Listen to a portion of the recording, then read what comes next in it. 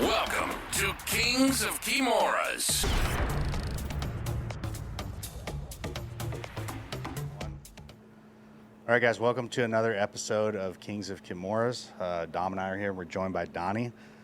Donny is the owner of Soda City Combat Club, also known as Soda City Grappling. Right? It's just Soda City Combat Club. So Donny's here with us today. Obviously traveled in this week and trained with us. He's going to be our newest Corvo affiliate. We're happy to have him here with us. And so just tell us a little bit about like what your experience was this week. Oh, it's been crazy. It's been honestly one of the most eye-opening experiences from a jiu-jitsu point of view. I've never been in a room full of nothing but killers. I rolled with white belts that I thought were definitely blue belts.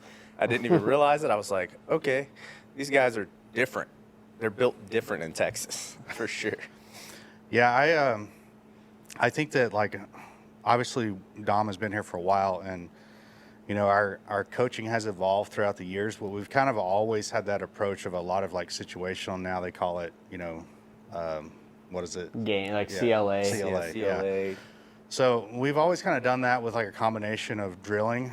But I think, like, the biggest thing for us is that all of the guys here are like continuously learning. You know, we're all watching the instructionals. We're all, well, most of the guys that are like at the higher level are competing, which isn't like a huge, I don't think it's, you know, I don't put a lot of emphasis on that, but it is good, especially as somebody that's like evolving and coaching, to like jump in there occasionally and make sure what you're doing is correct, you know? Yeah. Dude, it's the white belt forever mentality. Yeah. You know, we've talked about it, I know for sure on this podcast. So like, if you're an instructor out there and you're not in the mindset of, well, I don't know everything, let me try to outsource my learning. But it's just like, imagine if you were trying to be a college professor and like you never listened to any lectures from any other professors. You just tried to kind of learn it on your own, like just reading textbooks or whatever. Most people don't learn like that. You know, they have to see practical application, and they need it to be broken down to its like smallest detail. Mm-hmm. So you as a coach have to, and it's hard as a competitor too. Like, I know you do competitions as well. It's hard to like play both sometimes, but it's a very important skill to have. Yeah, I mean, obviously, like, I competed for years. My focus now is more on the coaching aspect of it. But having said that, it's not like I stopped learning because I'm not competing anymore. You know, I try to set aside like an hour every day where I'm either watching instructionals or, you know, watching competition. Honestly, that's like predominantly what I do is I watch competition matches and then like derive positions for our situational rounds from that. Because you can watch those instructionals, but I feel like sometimes it's, I wouldn't say wasted effort, but there's a lot of like sitting through stuff that it may not like be applicable to what you want to teach students, to find the one thing that is good. You know, there's very few guys out there that have instructionals that the whole thing front to end is solid. Yeah, there's some like fluff in there. Mm-hmm.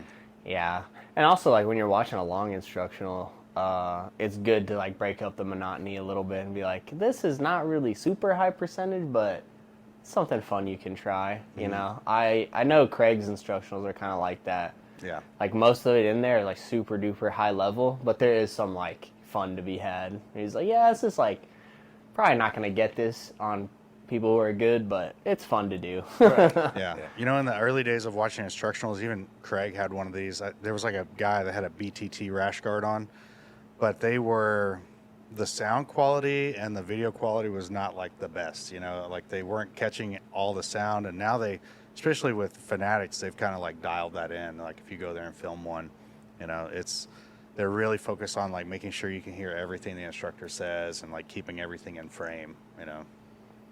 For sure, man. Yeah. There's a Hodger Gracie instructional. Dude, it is so funny. It's like a very old school instructional, but like literally as he's explaining technique, people like walking into the gym and like talking and stuff, and then like he looks over and like stares at them, and then you just hear it go silent. And it's like they can feel his aura from all the way over there. Like, hey, shut up. So how long has your gym been open? It's been open as a business since 2023. Mm-hmm. As a business, again, I'm the second owner. I'm not the original owner of Soda City. Soda City was deprived of 8 rejects that left one gym and started training in the backyard, and then they got a brick and mortar spot, and then it just kind of fell into my lap. It's like, here. And I was like, okay, I'm going to take it over. And I've actually only been the owner for 2 months now, you know, so. But we've had like a really good community since 2023. I think we've always had anywhere from 25 to 35 people at all times, just constantly training. We have a solid foundation, and now we're just on the way, like trying to grow. Yeah. When the guys would train in somebody's backyard, would they like put out mats, or how was that set up? Yeah, so I've just heard the story. So I wasn't a part of that initial group. I was still training up with Diego Romero at Team ZR in North Carolina at that time. I hadn't moved back to South Carolina. But from like the pictures and the videos and the stories I've heard, they were literally just going to the backyard and rolling out mats, and they would train. And then eventually they were able to set up shop in like an abandoned chapel. They were like remodeling it, and they were paying the guy pennies on the dollar a month to go in there and roll in the evenings at this chapel. And then finally they were able to put all their money together and get a brick and mortar spot downtown Columbia, which is pretty sweet. And it's been there ever since. Yeah, that says a lot about your student base, that those people were like willing to go and train in somebody's backyard and then train in an abandoned building. And, you know, they didn't like lose a huge portion of people, you know, like everybody's willing to stick around. Yeah, we call them the OGs. Like everyone's still there. You know, we're a very college-heavy area, so some of those students were college students, but like when they come, they always come back. They're always coming to train again, and now we have some more like permanent people that are just like they're here to stay. They're not going anywhere. So it's been really fun. It's been a really good experience. There's a like a basic training base there, right? Yeah, there's actually a couple military bases within the area. So yeah, you have Fort Jackson, which is a basic training military base, but then you have the Shaw Air Force Base as well, which is a permanent station for Air Force. And then there's also like a Air National Guard base as well there. Do you guys get a lot of those people coming in? We have a few military members from like Shaw Air Force Base that come in. We just had one that got back from deployment, so he's back training again. He's one of our MMA kind of fighters that's around. So yeah. Yeah. That's badass, And like dude. prior to your, or maybe you were training in the military, but like you want to talk about that a little bit, your experience in the military? Yeah, so I joined the Army back in 2016. Then when I joined, I was out in Kansas, and that's actually when I started doing combatives for the Army.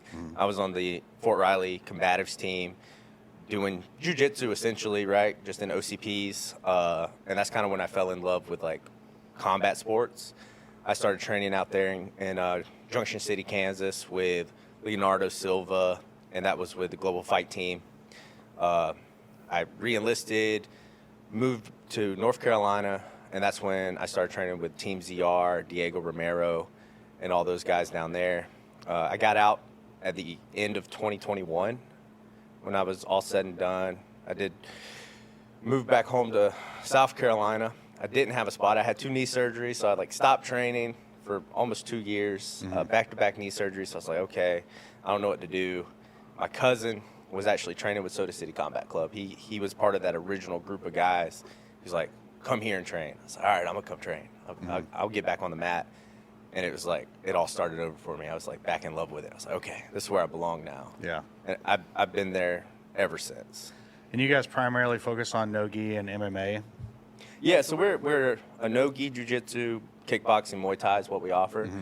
The whole time I've been there, we don't wear the gi. Like we're mostly no-gi.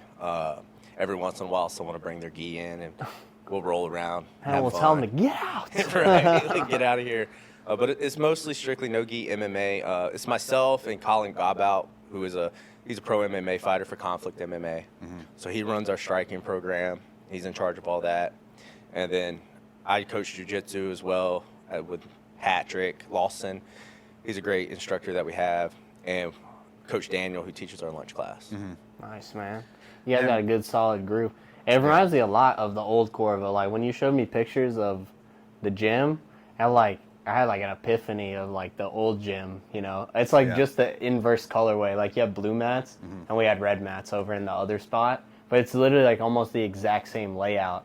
And like it looks almost the exact same. So it's like It's small, right? Like we have 900 square feet of space in there, and that's not all the mat space, right? Like the mat space is probably, we're looking at 750 square feet of mat space. But it doesn't matter. Like I've learned through this experience and like going to other gyms and being at those really big corporate gyms and stuff like that, like I've come to realize like it's not about the size of the gym, but more so the quality of the people in the gym. Mm-hmm.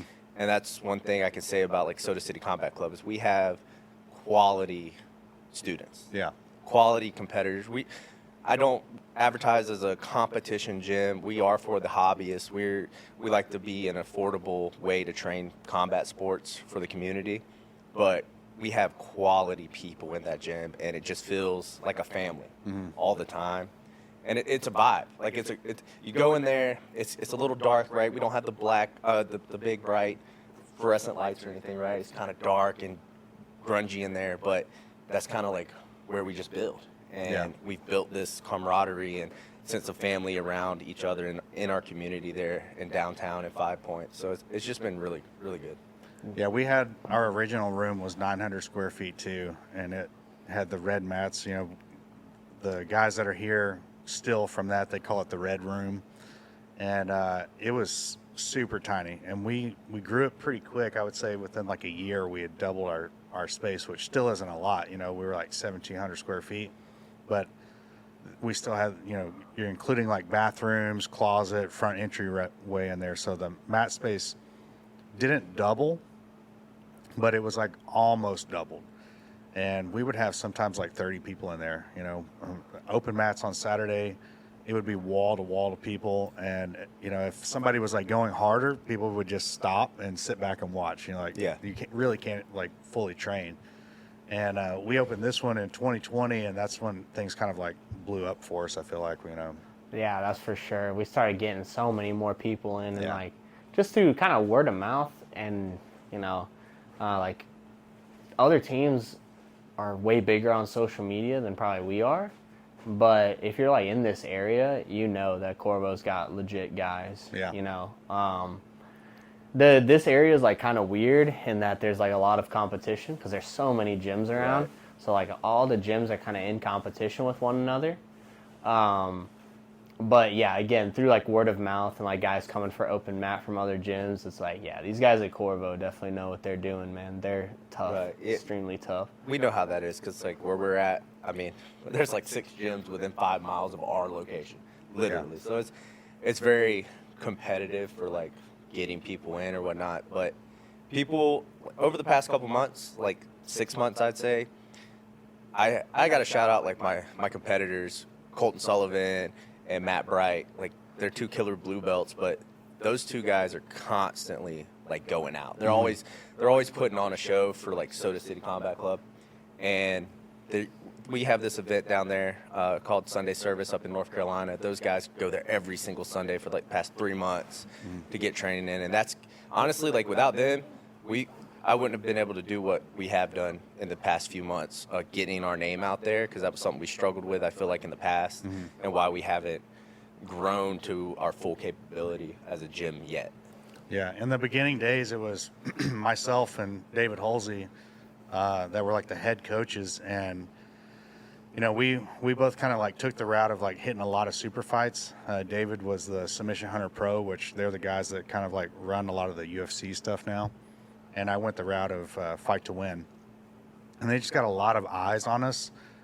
So like instantly people were like finding out, you know, whereas I feel like if you go the IBJJF route, like it's good, but you're not going to get that same kind of coverage that you would get on like a major event like those 2, you know? Right. And it's also for people who are not necessarily in the jiu-jitsu sphere. Like if you're in jiu-jitsu and you see that these guys have won like IBJJF stuff, you're like, oh, this guy's pretty legit. But to the normal person, it looks way cooler. Like you're on a stage, like the super fight stage is just kind of, I think, more viewer friendly than something like a tournament. Like if you imagine you ask somebody like their first time watching jiu-jitsu, hey, go and watch like Worlds, the No-Gi Worlds. It's like, what do you even look for? There's so many mats and there's so many matches, like you don't really even know what you're watching. But if I ask somebody to like go watch a Fight to Win or something like that, It's way more of a show. It's way more, Right. I think, palatable for the general audience. So things like that, like even though Fight to Win's kind of like been diluted over time, like especially after COVID when they started having like a ton of events, it's kind of like, you know, diluted over time. But again, I think it's more palatable for the general audience in that format than like a tournament format. Yeah, and you mentioned something there, like, you know, oversaturation of Fight to Win. But for us here in Dallas during COVID, that was amazing, man. Yeah. Because it was every weekend there was a Fight to Win here. So, I mean, our guys were like competing all the time. And I agree, it did get saturated over time. It doesn't kind of have the same weight that it once did. But having said that, like, I'm thankful for them because, you know, without like Seth's help of like, you know, getting me matches, getting you matches, all the other people, I don't think we would like be where we're at without them. Yeah, to 100%. Yeah, got to give a big shout out to Fight to Win. Yeah. And Gillies for always hosting it, because it's literally at Gillies like every single time. And it's not like the best place. Downtown Dallas kind of sucks driving at night, but it's all good. You know, it's a fun spot to compete at. That Gillies is like a very historical place. And they filmed that movie Urban Cowboy with what is John Travolta, which was like way back in the day, but like that was Before our time. Yeah, I was like, I don't know about that. Even before my time, like John Travolta was probably like in his 20s, but you know, that's like a historical spot here in Dallas for, you know, honky tonks pretty much. Dude, it was a good time during COVID, man. I think one of those I did get my MCL torn, so not like all sunshine and rainbows, but it's okay. You learn from it. Yeah. Toro Cup, man. That's what we have. And I've heard of that one before, Southeast, yeah. like Colton Sullivan was there 2 weeks ago. I was there with him, coaching him. Like Toro Cup's done a lot for the jiu-jitsu community. Everyone up North Carolina in general just has this crazy community of jiu-jitsu. It's mind-blowing, like, to experience everyone there and the camaraderie everyone has for everyone in that whole circuit. But Toro Cup and Sunday service up there has just done wonders for everyone in the Southeast. Yeah, it's important, like, as a gym owner to get in with something like that, you know. I know that the scene here in Dallas is kind of strange. There's a lot of, like, that old mindset of, like, not cross-training. It's very different than what they have in Austin. But I think that's because there's so many transplants in Austin.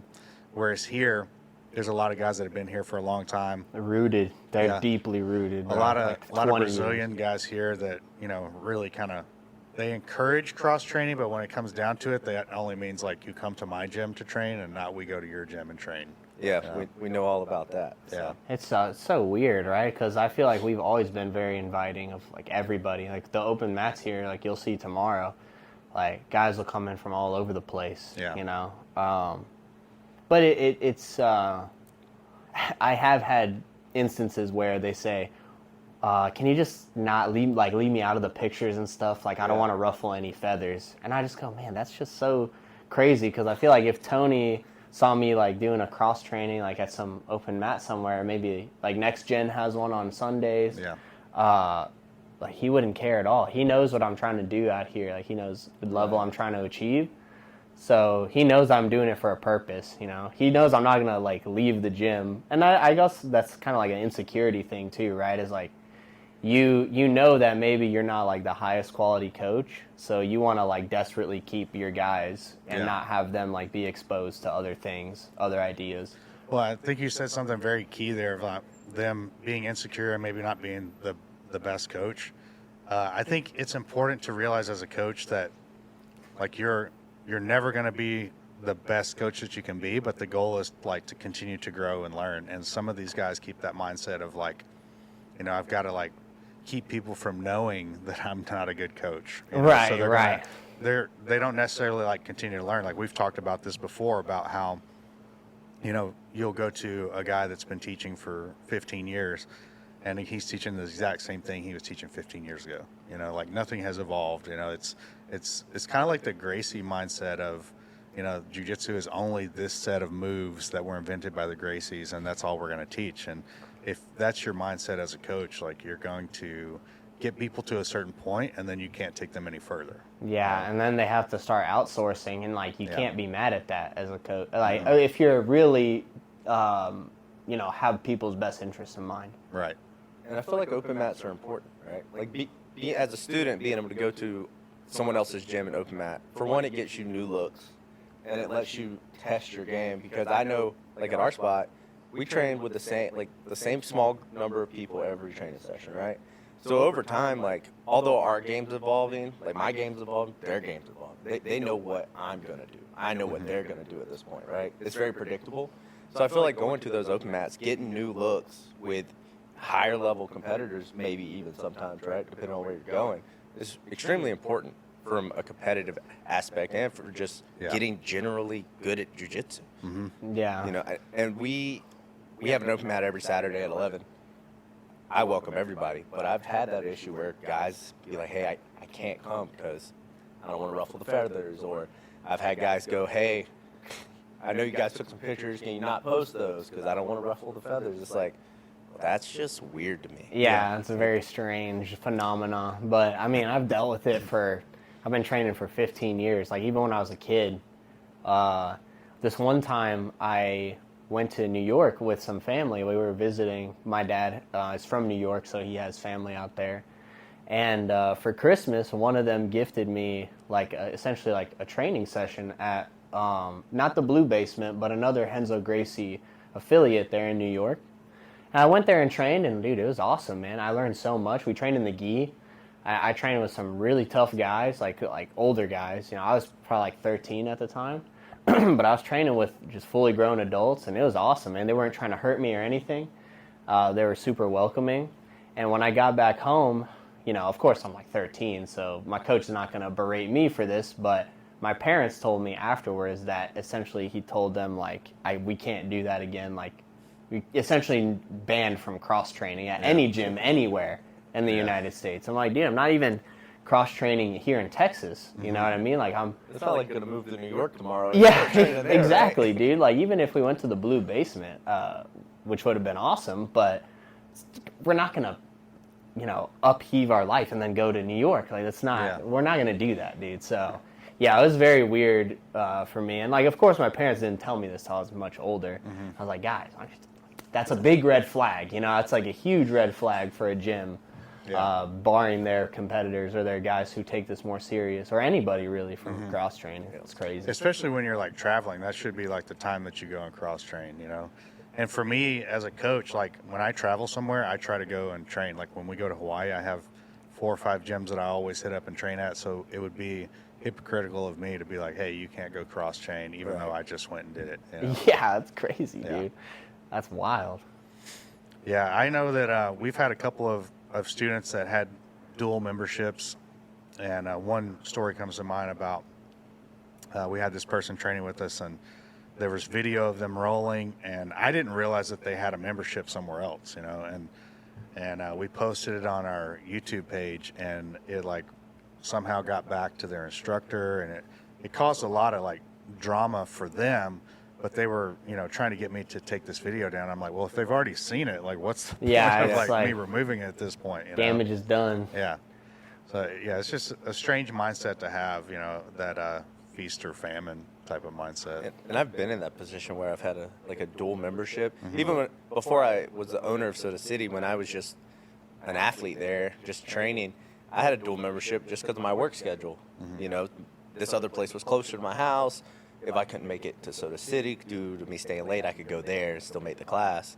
And they were like, I explained all that to them. Look, I'm going to get a membership here, but I'm going to train at Soda City still. And they were just like, huh? You're going to what? And I was like, yeah. He's like, oh, no, you got to compete under us. And I was like, no, I'm not. I'm coming here once, maybe twice a week if you're lucky. Yeah, it's just a weird way to handle the situation, Yeah, well, I just want to say, thanks for coming out this week, and I'm glad that you came out here and trained with us, and we got to know you a little bit, and looking forward to you coming back with some of your other competitors as well. Yeah, it's been great. I've enjoyed my time here a lot. That's cool, man. Well, we can wrap it up. We did 25 minutes. I'm happy with it if you guys are happy with it. For sure, man. And you guys are going to go to Fortunate Sons. Yeah, we're going to grab some pizza. So this podcast brought to you by Alex and Butterfly X. So make sure you guys check them out, get some gear, and look sick while you're training. Thanks, guys. And that's a wrap for today's Kings of Kimuras episode. Thanks for joining us on this epic journey. Remember to keep training, stay curious, and always be ready for the next adventure. Until next time, keep your guards up and your minds open.